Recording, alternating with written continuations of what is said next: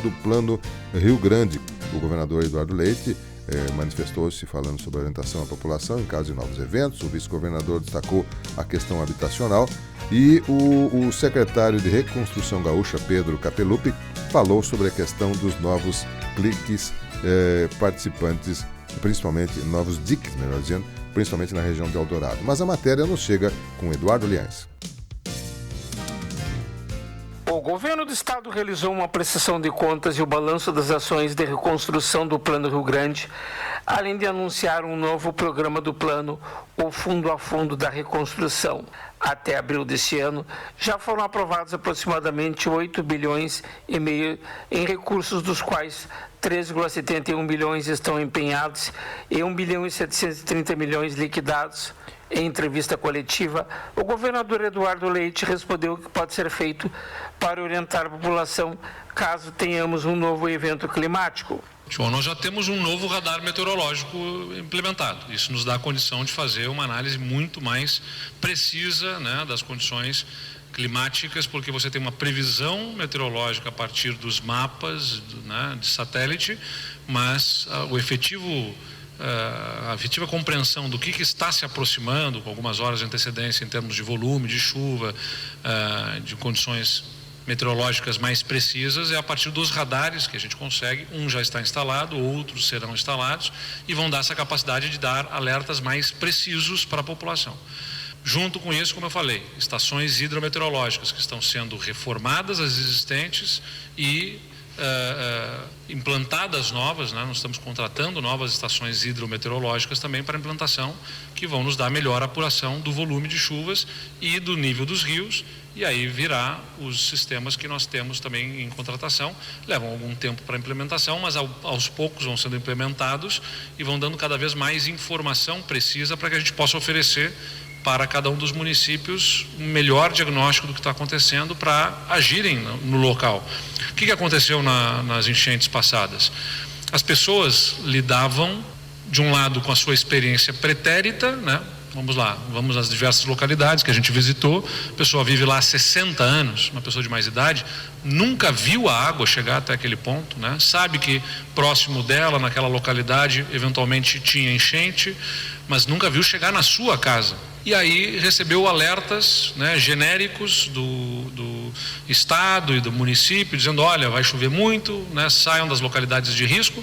Mas a pessoa sempre lidou com a sua própria realidade. Ela nunca viu aquilo acontecer, não vai ser agora que ela acha que vai chegar, mas vai chegar mais naquele ponto X, Y e tal, não quer chegar na casa dela. Quando chegou na casa dela, já não tinha mais a capacidade eventualmente dela sair, ou muita dificuldade para sair, e ter a resposta adequada do poder público para conseguir ir lá e resgatar essas pessoas. Por isso que tem duas frentes nas quais nós atuamos aqui, pelo menos, que vão lidar com o que eu acabei de mencionar. Uma delas, alertas mais precisos. Eu vou ter dados melhores para poder oferecer para o município e dizer: nessa localidade a água vai subir até tal ponto. Por que eu vou ter isso? Porque eu tenho radar, estação hidrometeorológica, levantamento batimétrico e levantamento topográfico suficiente para poder fazer, a partir desse cruzamento de dados e de um estudo de modelagem hidrodinâmica, que tem a ver com a dinâmica das águas, entender justamente qual é que vai ser o comportamento e dizer: comunidade de tal localidade, saia de casa, né? Vai chegar aí a água com algumas horas de antecedência. E o próprio poder público local. O vice-governador Gabriel Souza abordou a questão habitacional e a construção das casas temporárias. Primeiro, os centros humanitários de acolhimento, eles foram criados como uma resposta para dar maior dignidade para as pessoas. Do contrário, as pessoas estariam em ginásios de esportes, né, os centros comunitários, salão paroquial, etc. Como de fato ficaram lá no Vale do Taquari, por exemplo, mais de um ano, desde as enchentes de setembro de 2023. Né? Nós fomos entregar as últimas casas temporárias agora em Cruzeiro do Sul. Tinha pessoas, entre as quais um senhor específico, que se emocionou, porque morava num ginásio de esportes desde setembro de 2023. Já visto que as casas do governo federal não haviam começado nem sequer a construção até então. O governo federal entregou até agora, assinou contratos do compra assistida 1.500 unidades, e dos 22 mil casas previstas a serem entregues no Minha Casa Minha Vida, entregou 376. Esses são os números oficiais. Então, não tem mais condições da gente manter essas pessoas nos centros humanitários de acolhimento por 2 motivos. Primeiro, porque não são estruturas para serem perenes, eternas. Nós precisamos considerar elas provisórias e elas cumpriram o seu papel e cumpriram muito bem, né? Elas, como falei, viraram um case global da Organização das Nações Unidas, que apresenta esse modelo para outros países, em outros locais que podem vir a sofrer tragédias climáticas também.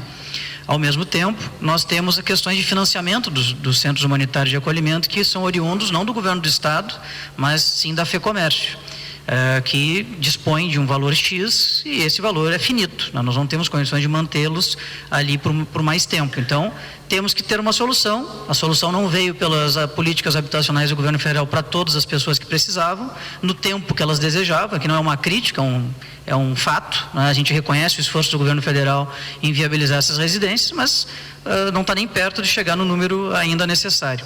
Portanto, o que o governador então determinou? No início deste ano, nós começamos a montar as casas temporárias do governo do estado, que estão estabelecidas em outros locais do Rio Grande do Sul. Funcionam muito bem também. São estruturas mais robustas, unifamiliares. Cada família de até 4 pessoas recebe uma unidade. Se tem mais pessoas, recebe mais de uma. 27 metros quadrados, mobília, eletrodomésticos, banheiro. Nós já instalamos essas casas temporárias em Porto Alegre e em Canoas. As prefeituras de Porto Alegre e Canoas estão fazendo os serviços complementares, estão finalizando esses serviços, melhor dizendo. Esgotamento, água junto com a Corsã, no caso de Canoas, e DEMAI aqui no caso de Porto Alegre, energia elétrica CE em Porto Alegre e RGE em Canoas, e nós pretendemos, durante o mês de maio, levar essas pessoas que ainda moram nos centros humanitários para essas casas. Essas pessoas já foram comunicadas. Quem faz esse serviço, inclusive, nem mesmo é o governo do estado, é a OIM, que é o braço da ONU para imigrantes, um órgão, um dos melhores, mais preparados órgãos do mundo para tratar com acolhidos, abrigados em centros como este. E posteriormente, então, essas pessoas se mudarão para essas casas. Cada família vai receber uma unidade e elas vão ficar muito bem estabelecidas ali, de maneira mais adequada, até receber definitivamente suas casas definitivas por parte do governo federal, que, como falei, tem uma velocidade de entregas que é assimétrica com a necessidade das pessoas, e nós não podemos ficar, como o governador falou, fazendo disso disputas políticas. O que a gente fez? Vamos resolver o problema enquanto essas casas não chegam através das casas temporárias, que é uma excelente solução para tanto. Já o secretário de Reconstrução Gaúcha, Pedro Capelupi, abordou a questão dos novos diques, principalmente em Eldorado do Sul. Diques novos são obras de engenharia de grande magnitude. Em nenhum lugar do mundo elas são executadas de um dia para o outro. Mas as pessoas têm que ter claro que essa não é a bala de prata para resolver o problema. É uma série de ações que está sendo executada. Do ponto de vista prático, o projeto de Eldorado, nós agora, com as diretrizes técnicas publicadas na quinta-feira, vamos abrir um processo aqui de contratação com recursos nossos, inclusive aqui do FUNRIGS, para atualização desse anteprojeto, considerando os novos parâmetros hidrológicos e técnicos de engenharia, que deve sair no começo da semana que vem, né? Está tudo pronto ali para ser publicado, para que essa atualização ocorra. Essa atualização, ela vai levar 6 meses para ser feita, ou seja, tem que voltar a campo, tem que fazer sondagem, tem que avaliar, por exemplo, o impacto da construção dos diques e eventual necessidade de se alterar os níveis desses diques, as pessoas que também terão que ser realocadas, porque nós estamos falando aqui de construir e passar, né, dar a volta na cidade de Eldorado, por exemplo, em parte dela. Você precisa rever aquilo que foi feito lá atrás, de mapeamento dessas pessoas, para se estimar, né, como será feito isso. Enfim, então tudo isso precisa ser feito e será feito em 6 meses. Depois dessa atualização do anteprojeto, nós partimos para a contratação de projeto executivo e obra, em conjunto, numa contratação integrada, que é o mecanismo que nós temos mais ágil na legislação brasileira, para que o projeto executivo seja feito. Qual que é a diferença do projeto executivo para o anteprojeto? O projeto executivo, ele entra em mais detalhes ali de engenharia, para estimar a quantidade de tudo que precisa ser usado, material, onde vai estar esse material, de onde ele vem, para que a obra seja de fato planejada nos seus mínimos detalhes para ser feita. Ao final desse processo de atualização, nós vamos saber quanto tempo entre realização de projeto executivo e obra. Mas é importante, eu não quero cravar prazos aqui, porque a gente tem que ser responsável nesse momento. Mas 6 meses para atualização desse anteprojeto de Eldorado.